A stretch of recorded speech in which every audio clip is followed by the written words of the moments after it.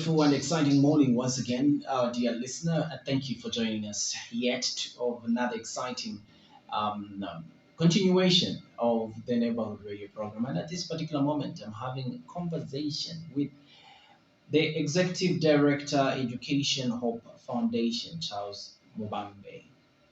Charles Mubambe is my guest. I'll be with for the next 30 or let me say 25 minutes from now. And we'll be discussing what we call correctional education. He's coming from an organization, like I mentioned, called Education Hope Foundation. This foundation has been in existence since 2019. It's been supporting education in correctional facilities and public schools. You must want to know that they are passionate about inclusion of right to education in the Bill of Rights of the Zambian Constitution.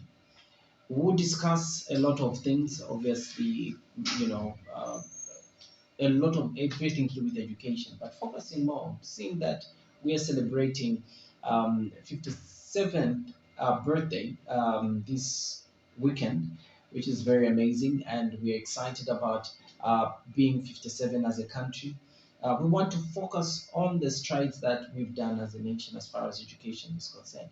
I'm mostly looking at equal rights as far as the strides that we've made as a country. You know, education, I'm passionate about education, and as a station, we are equally passionate about education. Today, we will look at it from a different angle altogether. And moving forward, I hope we'll have Charles again so we can be able to get into the history of education and how we are at and where we're coming from. But today, I want to focus on this new terminology that we are hearing. Correctional education sounds very interesting, and we want to understand it and we want to talk more about it and some of the things they're doing at Education Hope Foundation. Charles, welcome to the program. It's a joy to have you. Thank you so much. I appreciate this privilege to talk to you and talk to the listeners. Thank you for having me in this program. Charles, as we begin, correctional education, what is this all about? Correctional education is any educational activity that is carried out in correctional facilities. Okay.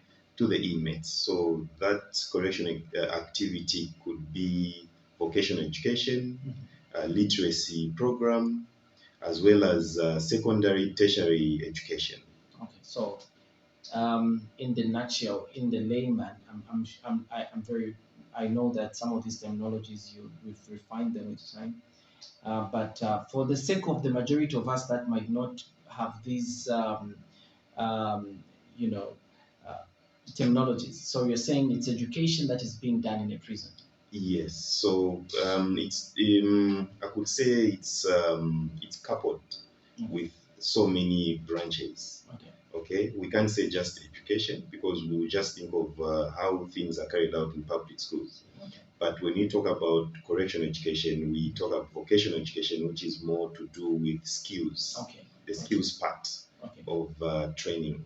And then when we talk about literacy program, we are talking about reading and writing, a reading program, literacy program, reading programs. And then when we talk about tertiary education, we are talking about degrees, diplomas. And then when you talk about secondary education, we talk about the normal grade 1 to grade 7 GCE education.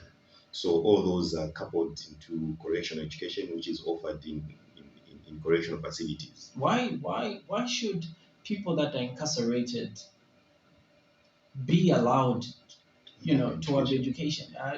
I thought you going there, it's for time for reflection. Exactly. This is a very, very important question, and let me just address it. A lot of people, we have this thinking to say when someone is in prison or in a correctional facility, they are there for punishment, right? Mm-hmm. So they are there to be tormented, they are there to be tortured, they are there to undergo a certain treatment that is ill. But we shouldn't forget that when someone is in prison and then they don't go through any type of reformation, rehabilitation, they'll come out bitter people. They will come out people that will be a menace to society. So that question is very important because why give them that education? I remember that the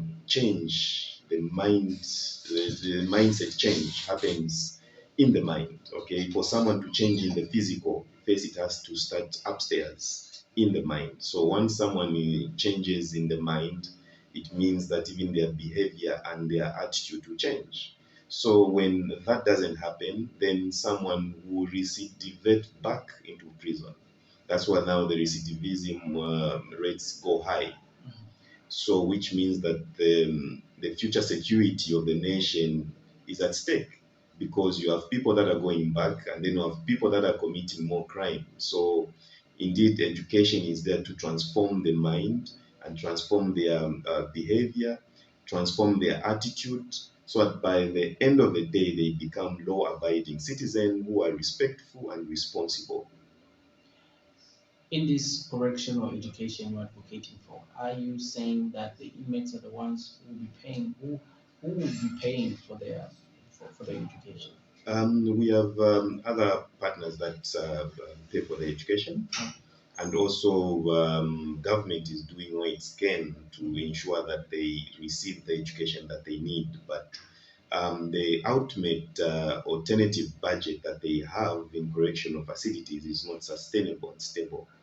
That's where the trouble is. The trouble is with funding, but that the education funding comes from government and other partners that are partnered to offer that education in correctional facilities. Charles, one would argue to say, look, if we're going to make um, education in correctional facility free, for lack of better term, and this is given to someone that messed up the community. Maybe this one, maybe this is a person that stole money, and the person that money was stolen died, and the family is languishing because of that particular person. And this person is taken to school, and they even have a degree on money that is government money. So me, I pay tax. That person who stole from me is being taken to school using my tax. Then that person will come out with a degree and become my boss. Remember that when we go an eye for an eye, Okay. it will not work. Because at the end of the day, we are trying to create a very safe environment for Zambia, for the community, for individuals, for families. So apart from just taking them to reflect, of which they do when they go there, not okay. I won't say that it's 100% everyone they go there to be. Others probably they will go out, come back the same. But the main focus of educating them is rehabilitation and transformation, which is very, very important. Of course, they will serve the sentence of their mistake. Of course, they will be there, and some of the rights to movement, expression, some of the rights will be taken away from them. They will be segregated, separated from the rest of the country. That is a sentence enough. But then, is that enough to see someone come out of there without purpose? So now that's why education comes in. It doesn't come in to say, okay, it's an icing on the cake. No, it comes in for someone to. Because someone might see it as a reward for doing No, something. not really a reward. Not really a reward. I would say it's the breaking point. Okay. Yes, even in business, when you start a small business, you really have to break even. Okay. So even them, they have to break even with their behaviors. They have to break even with their attitude. They have to break even with their perception. Because if the perception towards society is the same, it means when they come out, they will still act the same way. They will still do the same things. They did it to Mlenga, they will do it to Sarah. They did it to John, they will do it to Peter. But now, since they are in for Peter, definitely when they go through transformation and rehabilitation, they won't do it to Mary. Because now they've realized that, okay, so this is what I can do. They are there, and the others, they have found purpose in life. They are now farmers.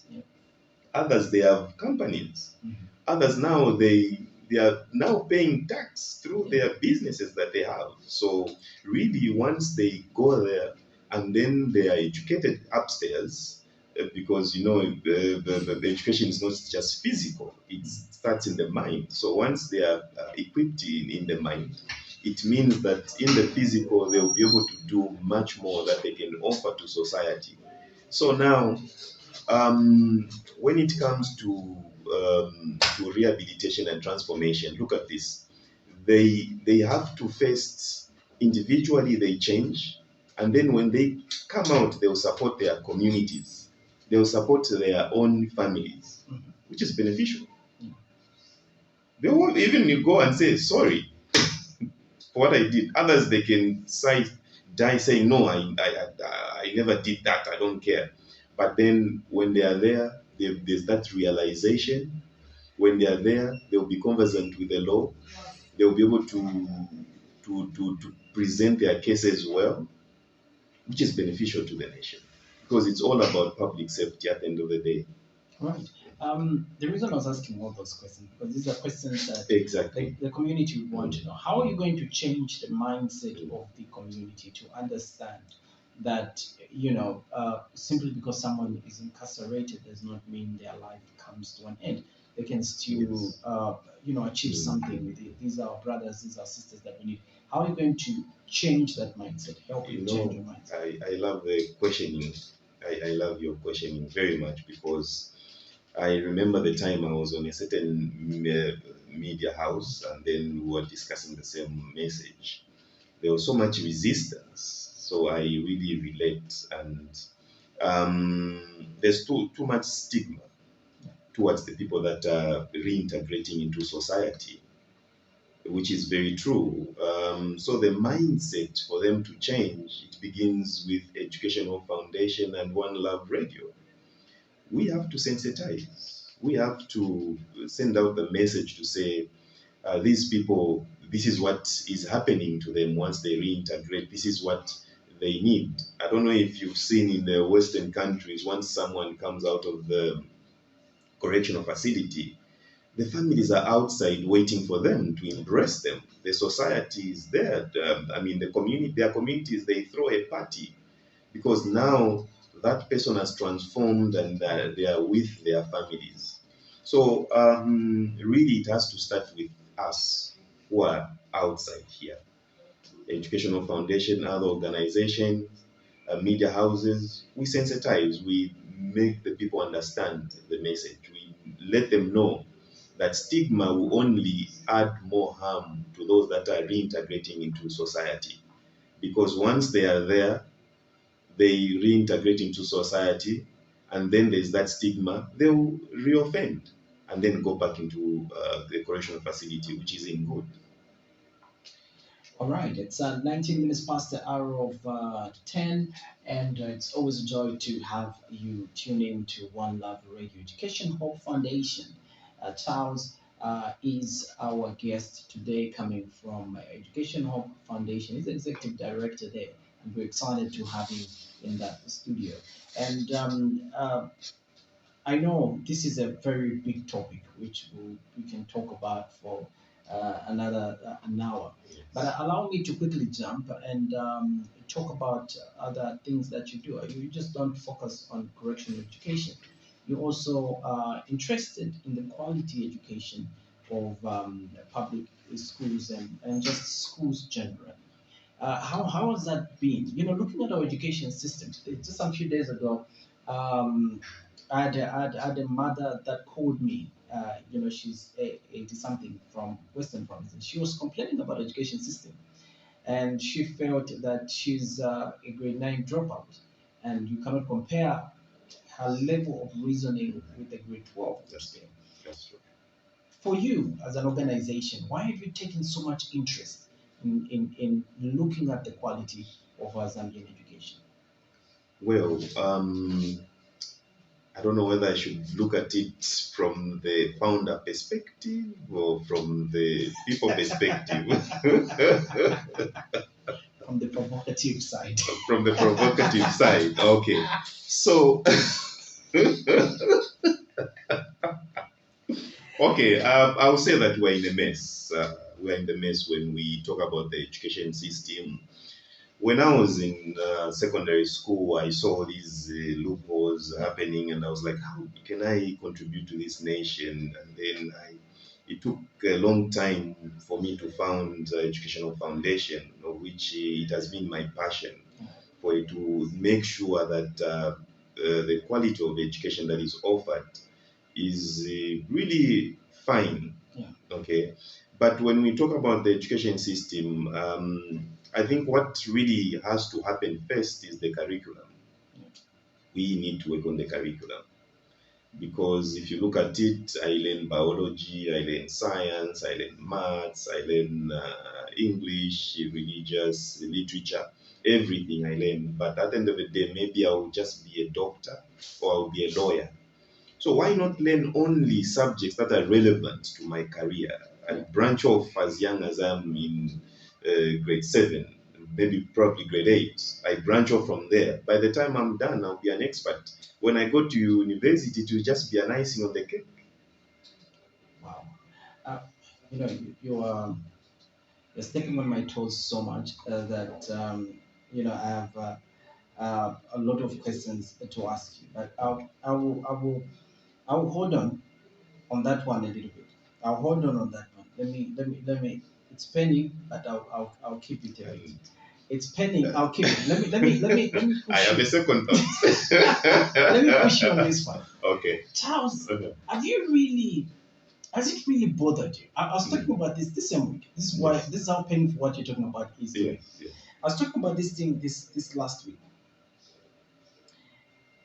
Has it really bothered you when you look at some of the topics, not even just the curriculum, just the topics, how painful those topics Thank you were? very much. You know, Thank you very I'm like, much. why was I learning? Zinjathropus. Like, why was I so interested in memorizing? And first of all, they teach you how to memorize, not to understand. Yeah. And they want you to start writing about the mountains in wherever. They want you to do. Exactly. So did that also bring pain to you when you it were did. thinking about the education system? I did European history in high school and African, and I found European more sweeter than African. Yeah. And remember then that. I remember Bismarck. that. Yeah, Bismarck, very interesting, like a movie. But when you look at our history, not even the history of Zambia has been well written It's for school.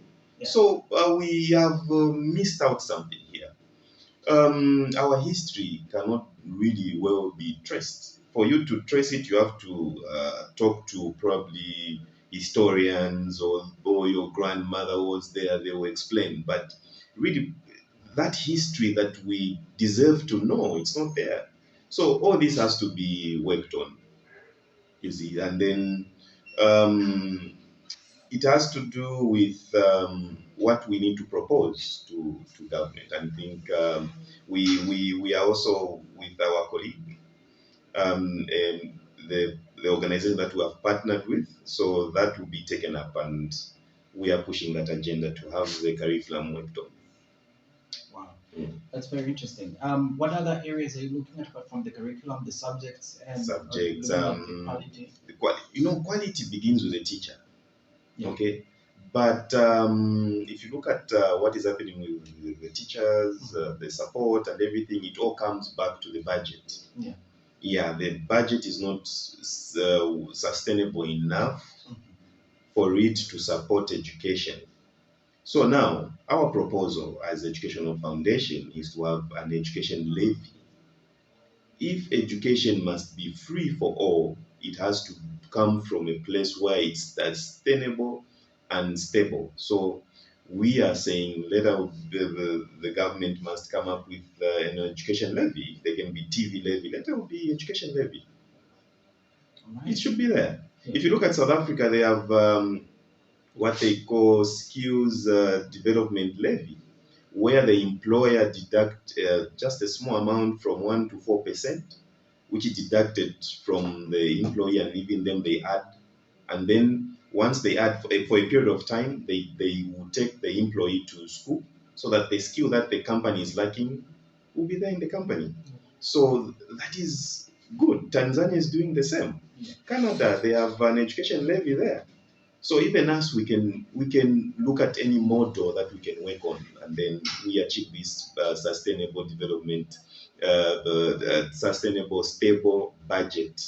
Okay, the funding for education will be very stable because you know how much will go towards education. You will not depend on other people to bring in to say, okay, this is how we're going to do our maths. No. Once we have the education levy, we will know what will happen this year, what will happen next year, because we're not okay, probably to be 30%, 40%. So if we're saying that education is a driving force for the nation, a human capital, we must look at a sustainable budget that will give in funds enough to change around the education sector. But if things are the way they are, then it's very difficult, because if we say that education is a priority, then it should also be a priority in the budget or even in other programs, in other policies. So at the end of the day, we'll look at the master's degree as a certificate. Yeah, everyone will be educated. Yeah. If you look at the barrier to entry into education or to further education, it is very high. Yeah. For you to do a degree, a diploma, it's about 15,000 somewhere. The others it's 20. So for an ordinary Zambian citizen, how are you going to enter into school? How are you going to further? I want to further my studies where I am right now. You want to further your studies, but how are you going to go there when it's 15, it's 20? So if there can be education levy, those are lowered. I mean, everyone will be happy. We'll be paying maybe for a degree 3,000 or 5,000. I was looking at And that can be the most beautiful thing that can happen. Oh my goodness. You know, I was looking at some of the prices at certain institutions, like the I'm like, really? This is crazy. Very expensive. And you know, it will only take those with money to do such a thing. Exactly. And you know what, Charles, you and I have a lot of conversation to do moving forward, because I feel there is a lot that we need to do in this country to advocate for education, not only look at it from the angle of you know, from the prisons. We want to look at it from the quality, just the quality itself, being honest with ourselves. Let's be honest with ourselves. Are we really doing the right thing? We all know. I think the permanent secretary, you know, has agreed to it. Technocrats have agreed to it. Everybody has agreed to it that we have a problem in the education system, but how can we implement it? We need all to work together to ensure that we change the narratives, we change this problem. Um, you know, I always joke, okay? I always joke. I don't know if it has really crossed your mind that it's in Zambia where you get a one in physics, but you fail to fix a switch. It's all in Zambia. You do it pure sciences, physics one, bah, atanda, but baobo ayo pamoja kuiga. It amazes me. It amazes me. And so that, and you've been in school for 12 years. You've been doing electricity from the time that, I don't know, what I think we do a little bit of electricity in grade 5 or 4 or something. By the time you're in grade 11, 12, it's actually become a topic on its own. We fail to put a bulb, we fail to do everything, you have to go an electrician. And so there should be something wrong. So it all goes back to funding and modern technology. Yeah.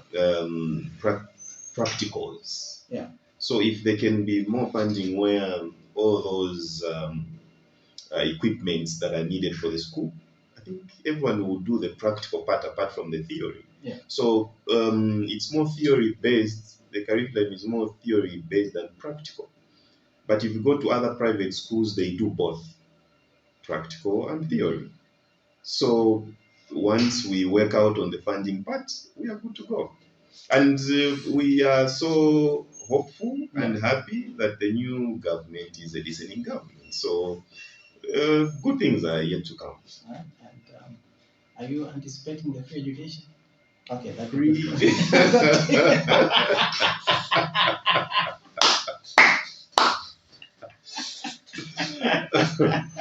Oh, you're also waiting for the terraces. No. Okay. The good parts that I love about this government is that they have initiated the free education policy, which is a good thing because they have started it. So it's up to us to give suggestions. It's up to us to give contribution, comments. So like I've mentioned before, education levy with free education for all will really, really add up. Okay. Yes. Wow. It is possible. Fantastic. We'll only get one call due to time. Charles and I have so many to talk about. We can get maybe one caller. Requiring is waiting patiently to come in to squeeze in. We can delay requiring with about 2 minutes. Allow us to do that. 0977 336 0761 That's the line to use if you have anything to say about our conversation. I know we have really touched on so many things. We talked about this, that, and that. We talked about correctional education. That's where we started from. We talked about quality education. Touched a little bit on the curriculum. Touched a little bit on topics. Touched a little bit on here, there. Just as a pre-conversation to many conversations that we hope to have with Education Hope Foundation, their executive director, who we have in the studio. Their passion is to advocate for education, quality education as well as correctional education, to make sure that Zambia has good education system and facilities and everything to do with education. Do you have a question or a comment quickly in the next 2 minutes? So the numbers we are using, we have two numbers. The first one is 0977 336085. Well, the other line is the MTN line, which is 0761 700 One or two calls. Hello? Hello? Good morning. How are you doing, sir?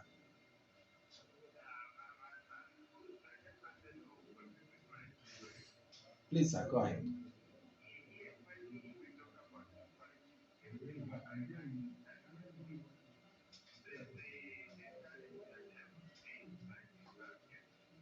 Mhm.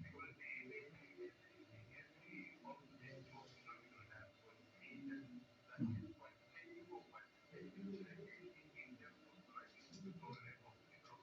Mhm.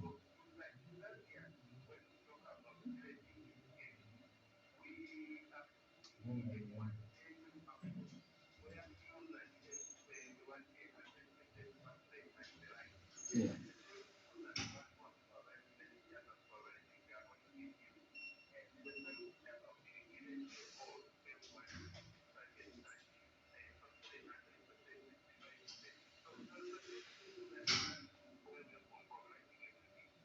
Yeah.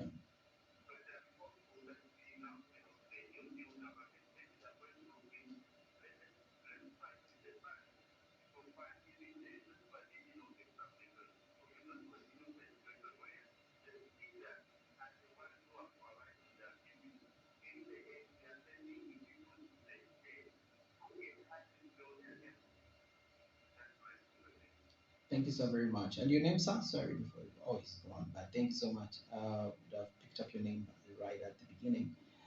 We can get one more. 0977 336 or 0761 Those are the two numbers to use. Let's get one more before we switch program. We get to the end of today's show. 0761 700